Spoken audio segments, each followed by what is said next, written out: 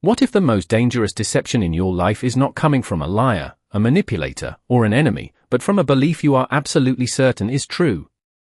Most people look at the figure of Tang Sanzang and see a man who trusted the wrong people. But that interpretation may be far too simple. Because the real question is not why someone can be fooled. The real question is why human beings continue to believe something even when reality is trying to prove them wrong. And that question is far more uncomfortable. Because once we ask it honestly, the story stops being about a pilgrim from an ancient spiritual journey. It becomes a mirror. A mirror covered by a thin layer of dust. Not enough to blind us completely. Just enough to distort what we see. That is the first mystery. Human beings rarely experience reality directly. We experience our interpretation of reality. We experience our assumptions, our hopes, our fears, our desires. And over time, those invisible filters become so familiar that we mistake them for truth itself. Think about how often people ignore warning signs in relationships. How often investors cling to failing ideas. How often entire communities defend beliefs that no longer match the evidence in front of them. Why does this happen? Because the mind is not designed primarily to discover truth. It is designed to protect identity. And the moment a belief becomes part of who we think we are, questioning that belief begins to feel like a threat. This is where the archetype of Tang Sanzang becomes fascinating. Not as a historical figure. Not as a character. But as a psychological pattern that exists inside every human mind. The archetype of the believer. The part of us that wants goodness to be real. The part of us that wants the world to make sense. The part of us that desperately wants virtue to be enough. At first, that sounds noble. But here is the contradiction. What if the desire to see goodness can sometimes prevent us from seeing truth? What if sincerity can become a blind spot? What if compassion, when separated from discernment, creates its own form of illusion? That possibility changes everything. Because now we are no longer talking about ignorance. We are talking about something much more subtle. A person can be intelligent and still be deceived. A person can be educated and still be deceived. A person can even be spiritually devoted and still be deceived. Why? Because deception does not always enter through weakness. Sometimes it enters through certainty. Sometimes it enters through the comforting belief that we already understand what we are looking at. Imagine an open gate. A gate built with the best intentions. A gate meant to welcome goodness. But because it never learned how to distinguish between what should enter and what should not, the gate becomes vulnerable to everything. That image is not just a symbol. It is a warning.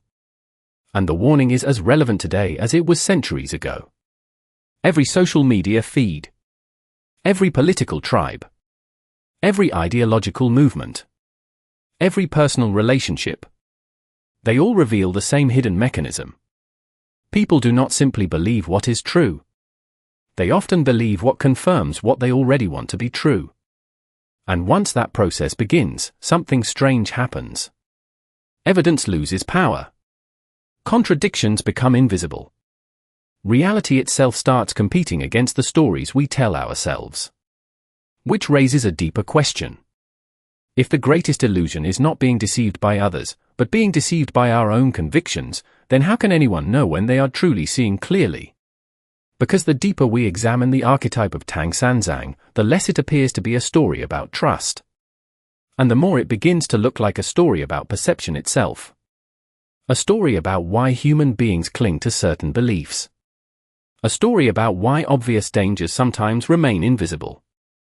And a story about a truth that may be even harder to accept. The things that blind us most are often the things we are most certain about. But that leads us to an even greater mystery. What if the real problem was never trust at all? What if the real problem was the hidden attachment beneath the trust, an attachment so subtle that it could disguise itself as virtue? Here is the unsettling contradiction hidden beneath everything we have explored so far. Most people assume that being wrong begins with a lack of knowledge. But what if the opposite is often true? What if some of our deepest mistakes begin with values we consider unquestionably good? This is where the archetype of Tang Sanzang becomes more complex. Because the central conflict is not between good and evil. It is not between intelligence and ignorance. It is not even between truth and falsehood. It is between two things that appear equally virtuous. Faith and discernment. Compassion and wisdom. Purity and perception. And when those forces become separated, something strange begins to happen inside the human mind. Consider a mirror covered by dust. The mirror itself is not broken. Its ability to reflect remains intact. Yet every image becomes slightly distorted. Not enough to be obvious. Just enough to be dangerous. This is why spiritual blindness is so difficult to recognize. People rarely notice it while it is happening. The individual who is completely lost often feels certain they are seeing clearly. And that certainty is the real warning. Because the mind does not only become attached to possessions, status, or desires. It can become attached to identities. Attached to beliefs. Attached to the image of being a good person. From a Buddhist perspective, attachment is rarely as obvious as greed. Sometimes attachment wears a sacred mask. Sometimes attachment hides inside virtue itself. That is the hidden meaning beginning to emerge beneath the archetype. The problem is not kindness. The problem is attachment to an idea of kindness. The problem is not faith. The problem is attachment to a particular image of faith. And once attachment enters the picture, perception quietly changes. The world is no longer observed. It is filtered. A person starts seeing evidence that supports their existing worldview while unconsciously dismissing anything that threatens it. Not because they are dishonest. Not because they are malicious. But because the ego has learned to protect a psychological structure that feels essential to survival. This pattern appears everywhere. A parent ignores warning signs because they cannot accept uncomfortable truths about a child. A leader surrounds themselves with agreement because criticism feels dangerous. An entire online community reinforces the same narrative until questioning it feels like betrayal. Different situations. Same mechanism. And this is where the scale of the problem suddenly expands. What looks like an individual weakness becomes a collective phenomenon. What appears to be a personal blind spot becomes a civilization-wide pattern. History is filled with examples of people who defended comforting illusions long after reality had begun sending warnings. Why? Because abandoning a belief is rarely an intellectual act. It is often an emotional loss. Sometimes even a spiritual loss. Imagine carrying a sacred book across a vast landscape. The book contains wisdom. The book contains truth. Yet carrying the book and understanding the book are not the same thing. That image serves as another memory fragment. Truth can be held in the hands while remaining distant from the heart. Knowledge can be possessed without being integrated. And perhaps that is one of the deepest paradoxes in human nature. People do not suffer only because they lack truth. They also suffer because they mistake proximity to truth for realization of truth. The distinction is subtle. But the consequences are enormous. A person who knows they are confused can still learn. A person who believes they already understand may stop looking entirely. And that is where the danger begins to grow. Because every unexamined belief becomes an invisible chain. Not a chain forged from oppression. A chain forged from certainty. A chain so comfortable that most people never notice they are wearing it. The deeper symbolic layer is not about external deception. It is about internal imprisonment. Not by enemies. Not by circumstances. But by interpretations that quietly become unquestionable. And once a belief reaches that stage, reality faces an impossible challenge. How do you show someone what they cannot see if the very thing preventing them from seeing is the lens through which they view the world? That question pushes us closer to the heart of the mystery. Because perhaps the greatest obstacle on any spiritual journey is not temptation. Perhaps it is not suffering. Perhaps it is not even ignorance. Perhaps the greatest obstacle is the moment ignorance becomes convinced it has already become wisdom. And if that is true, then an even more disturbing question emerges. How can a person distinguish genuine wisdom from an illusion that merely feels wise? Here is where the crisis begins. Not the crisis of knowledge. Not the crisis of morality. But the crisis of perception itself. Because once we recognize that human beings can become attached to beliefs, another question immediately appears. If attachment can disguise itself as wisdom, then what mechanism keeps that attachment alive? Why does it survive challenge after challenge? Why does it continue functioning even when the consequences become impossible to ignore? The answer leads us deeper into the shadow hidden beneath the archetype. Most people imagine ignorance as an empty space. A lack of understanding. A missing piece. But within Buddhist psychology, ignorance is often something far more active. It is not simply the absence of truth. It is resistance to truth. Not conscious resistance. Not deliberate resistance. Something quieter. Something built into the structure of the human mind itself. Think of a traveler walking a road at night with a lantern. The lantern provides light. But the lantern also creates shadows. The brighter the light becomes, the darker the shadows behind it appear. This is another memory fragment. Every strength creates a blind spot. Every virtue creates a shadow. Every gift carries a hidden cost. And that realization introduces a contradiction that most people never consider. The more strongly someone identifies with being compassionate, the harder it may become for them to recognize when compassion is being misapplied. The more strongly someone identifies with being righteous, the harder it may become to recognize their own errors. The more strongly someone identifies with being wise, the harder it may become to question whether wisdom is actually present. Suddenly the problem is no longer ignorance. The problem becomes identity. Because identity does not merely influence perception. Identity actively protects perception. And once that process begins, a psychological reversal occurs. People stop using beliefs to understand reality. They begin using reality to defend beliefs. That reversal changes everything. At the personal level, it creates recurring mistakes. At the relationship level, it creates misunderstanding. At the group level, it creates tribal thinking. At the societal level, it creates collective blindness. And at the spiritual level, it creates the illusion of progress without transformation. Notice how the scale keeps expanding. What begins as an internal pattern becomes a social force. What begins as a private attachment becomes a cultural phenomenon. This is why the archetype matters. Not because it describes one individual. Because it reveals a pattern embedded within human nature itself.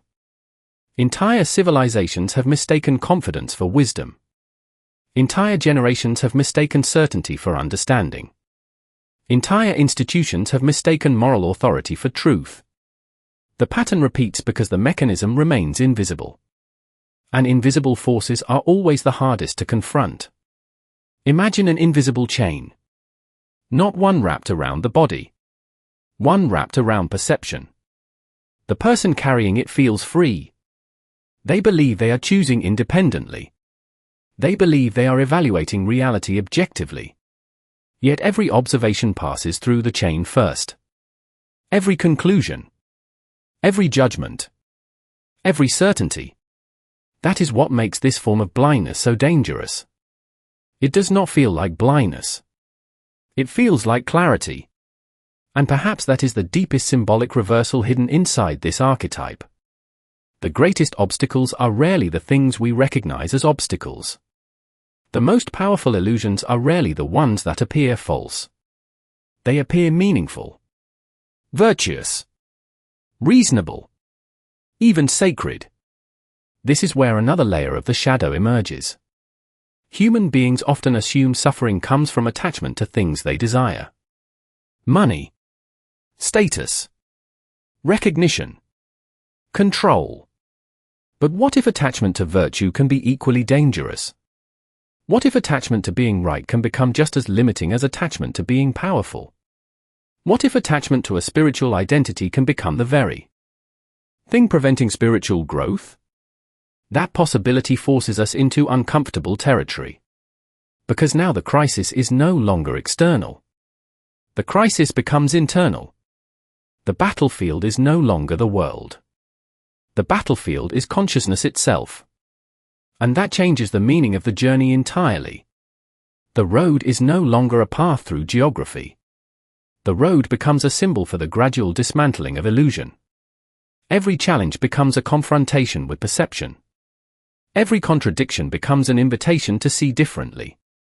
Every consequence becomes a teacher. But there is still one piece missing. One mystery that remains unresolved. If suffering repeatedly emerges from distorted perception, and if distorted perception is protected by identity, then why does the mind cling so fiercely to these illusions in the first place?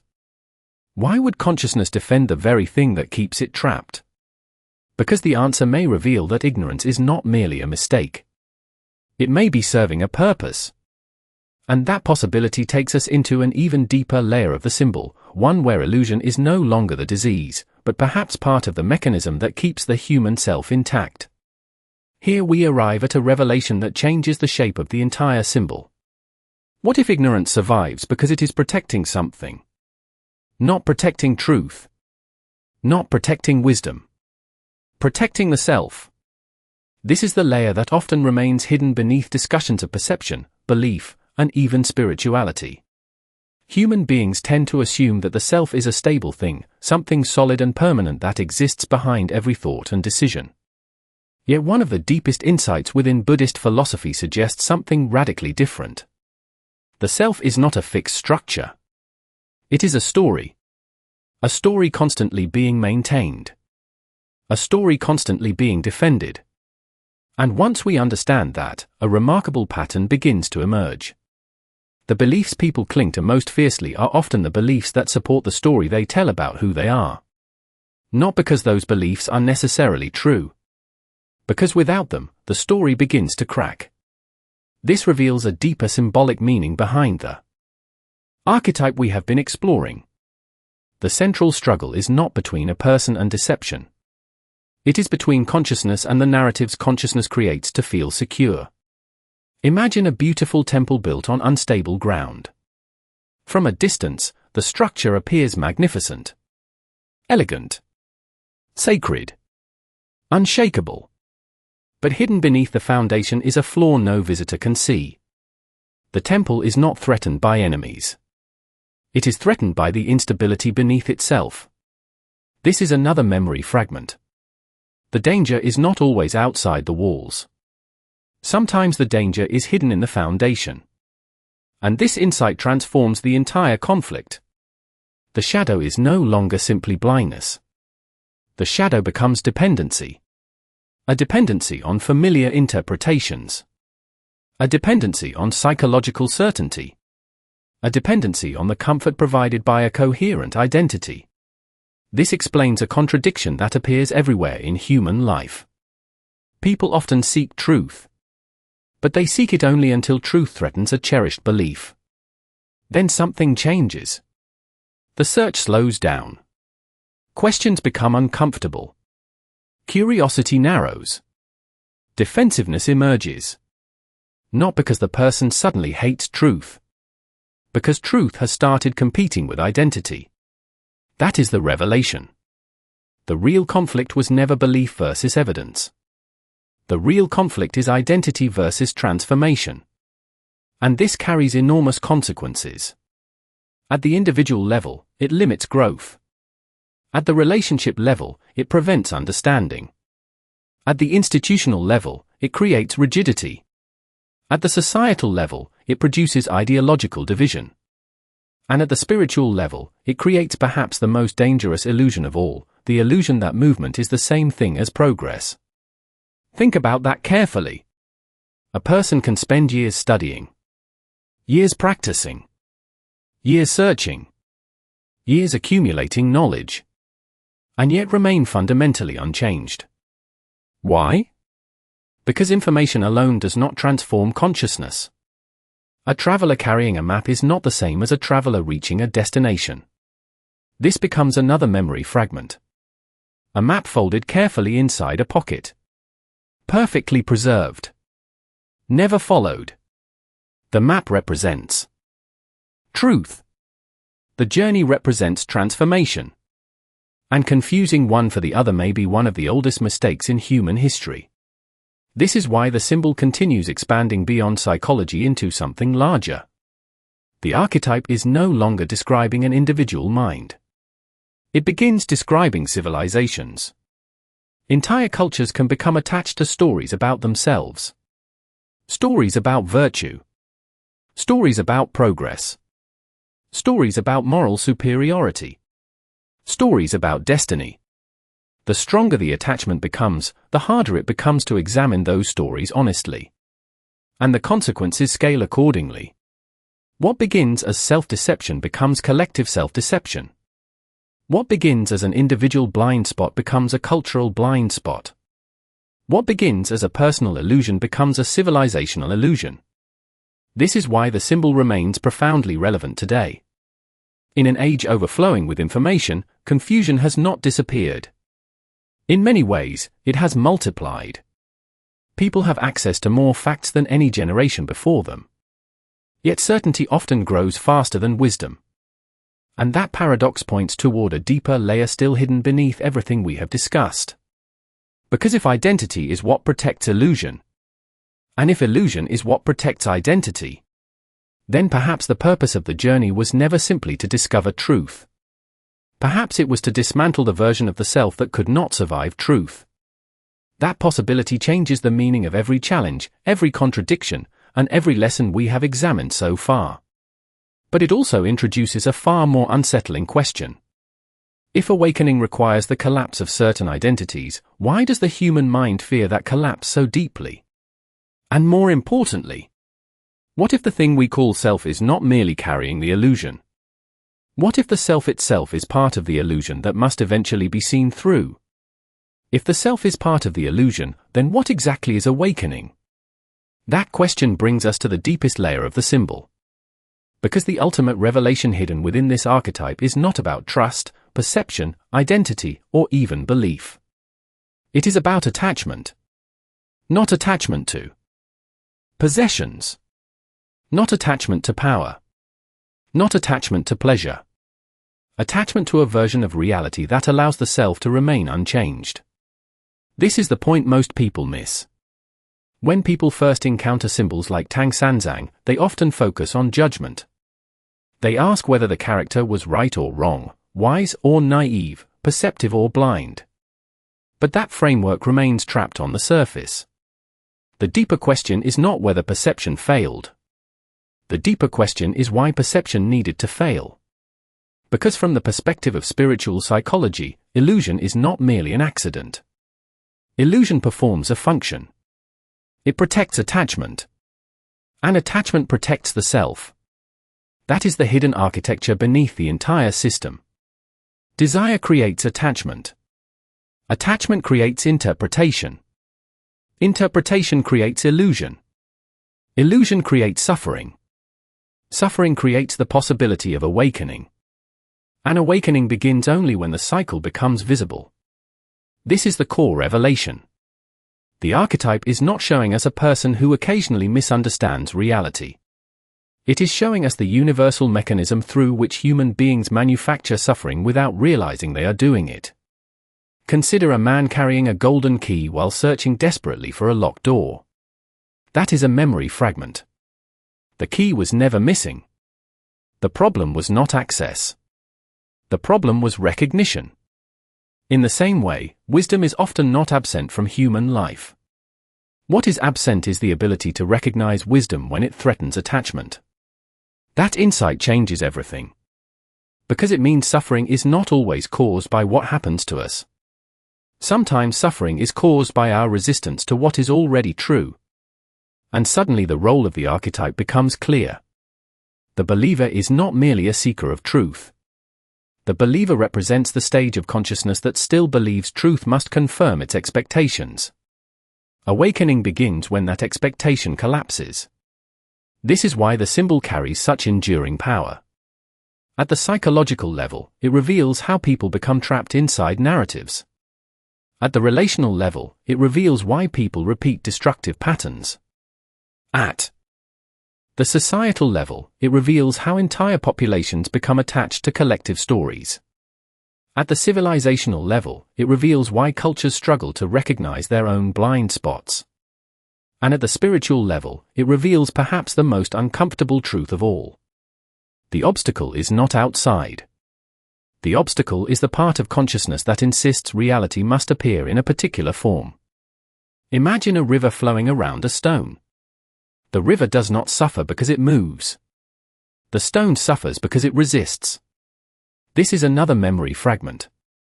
The river symbolizes reality. The stone symbolizes attachment. And suffering emerges from the collision between the two. Seen from this perspective, the central conflict was never faith versus doubt. Never trust versus suspicion. Never intelligence versus ignorance. The deeper conflict is between attachment and transformation. Between certainty and surrender. Between the self that wants control and the reality that refuses to obey. And that conflict exists everywhere. It exists in families. In politics. In religion. In social media. In personal ambition. In the stories people tell themselves about success, failure, love, morality, and meaning. The pattern changes form. The mechanism remains the same. Which leads to one final symbolic image. A traveler carrying a map. An invisible chain around perception. A river flowing around a stone. At first glance, they appear unrelated. But together they reveal the same truth. The map symbolizes knowledge. The chain symbolizes attachment. The river symbolizes reality. And awakening occurs only when knowledge becomes insight, attachment loosens its grip, and reality is allowed to be seen without negotiation. That is the transformation hidden beneath the archetype. Not the acquisition of truth. The removal of what prevents truth from being recognized. And yet this revelation creates a consequence far larger than the individual. Because if attachment is the force that distorts perception, then every institution, ideology, movement, and civilization carries the same vulnerability. Which raises a profound question. If entire societies can become attached to comforting illusions just as individuals do, what happens when those illusions begin to collide with reality on a civilizational scale? What remains when an entire civilization begins to trust its own illusions more than the reality standing in front of it? This is where consequence stops being personal and becomes structural. Because once attachment is no longer an individual flaw, it becomes a shared architecture.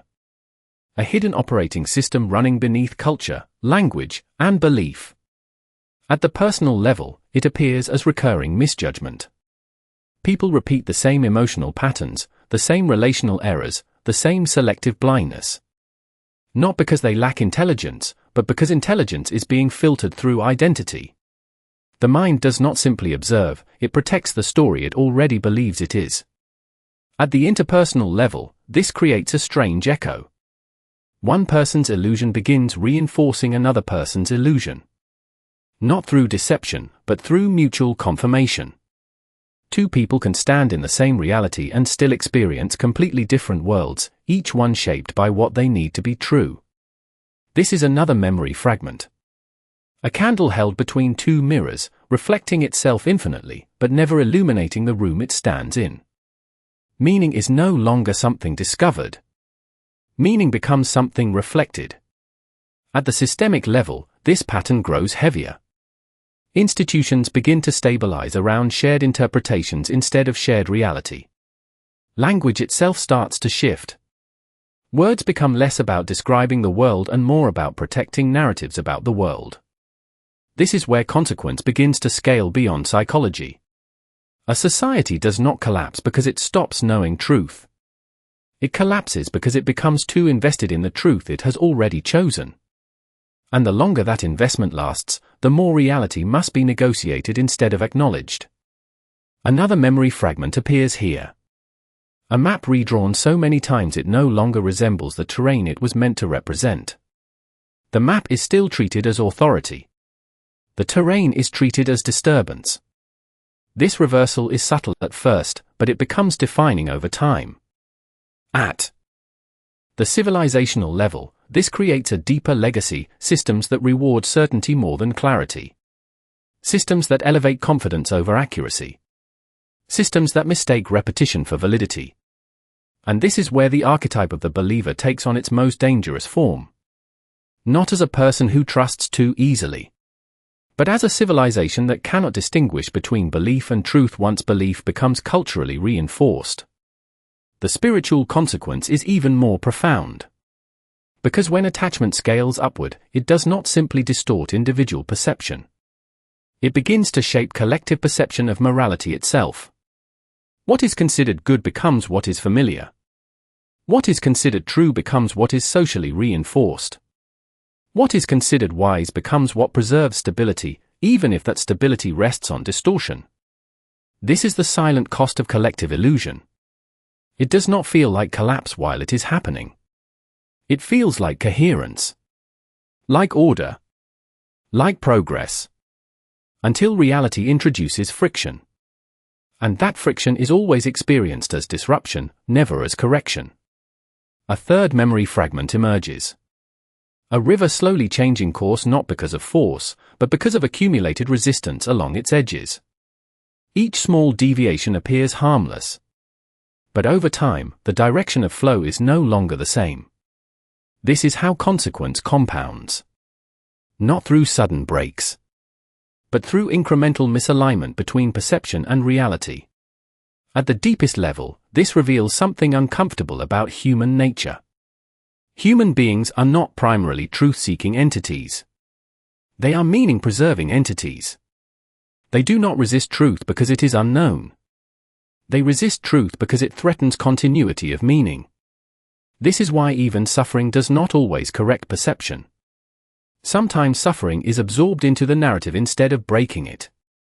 Pain becomes reinterpretation. Contradiction becomes justification. Reality becomes something to explain rather than something to see.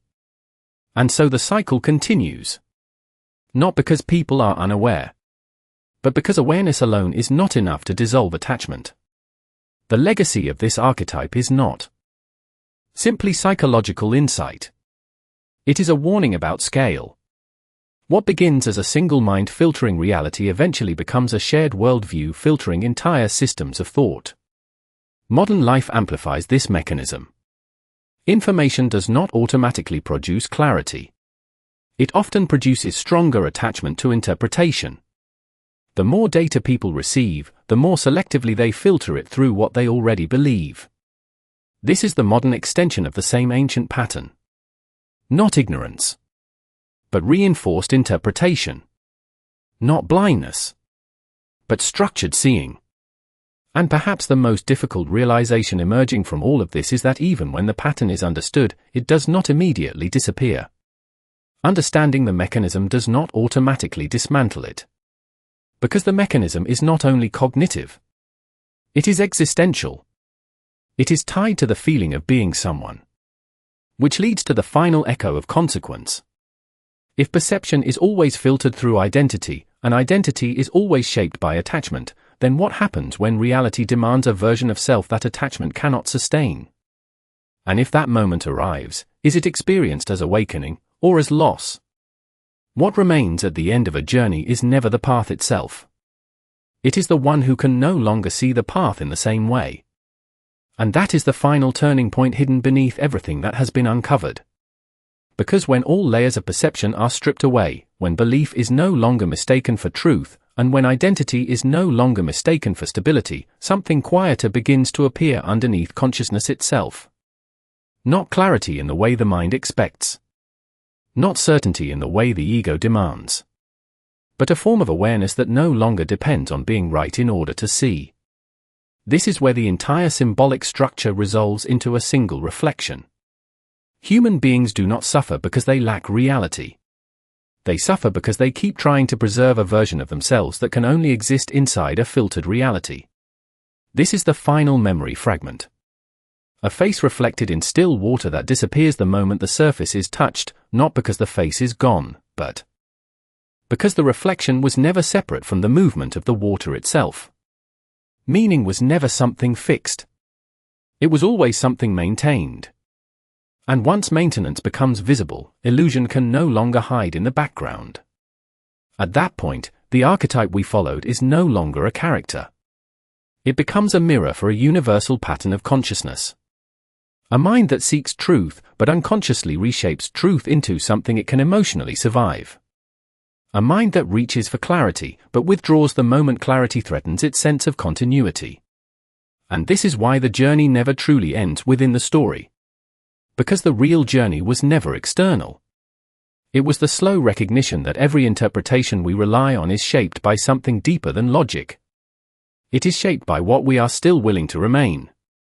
Another memory fragment emerges. A traveler standing at a crossroads, realizing that every direction forward requires leaving something behind that once felt essential. That is the hidden cost of awareness. Not punishment. Not loss in the conventional sense. But release from the necessity of being a fixed version of oneself.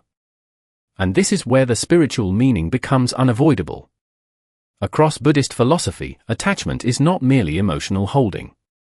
It is the subtle insistence that reality must conform to continuity of self. When that insistence loosens, perception does not become empty. It becomes less distorted.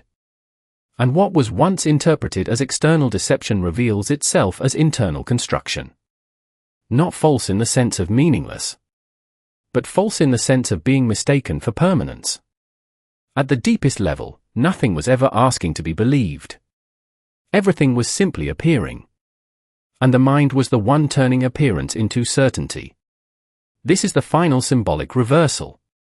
The world was never the source of confusion. The interpretation of the world was. And interpretation itself was always tied to the need to remain unchanged. This is why the archetype carries such lasting weight across time. It is not about ancient pilgrimage. It is about modern consciousness. It is about how every person, in every era, builds an invisible structure of meaning around themselves and then defends it without realizing they are defending it. Not because truth is unreachable, but because truth does not always preserve the structure that believes it deserves to remain intact. So the question that remains is not about who was right or wrong. It is not about who was blind or who was wise. It is about the silent mechanism that decides what can be seen in the first place. A mechanism so close to awareness that it feels like awareness itself. And perhaps that is the final echo this journey leaves behind. If every act of seeing is shaped by what the self is willing to let go of, then what, exactly, is doing the seeing?